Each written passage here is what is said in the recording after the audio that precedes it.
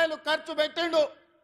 అందులో కాళేశ్వరానికి 1,02 కోట్ల రూపాయలు 1,02,000 కోట్ల రూపాయలు ఖర్చు పెట్టిండు.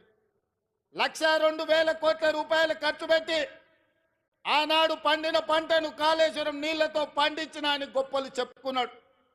వారు చెప్పుకున్నప్పుడు మేమేం అనలేదు.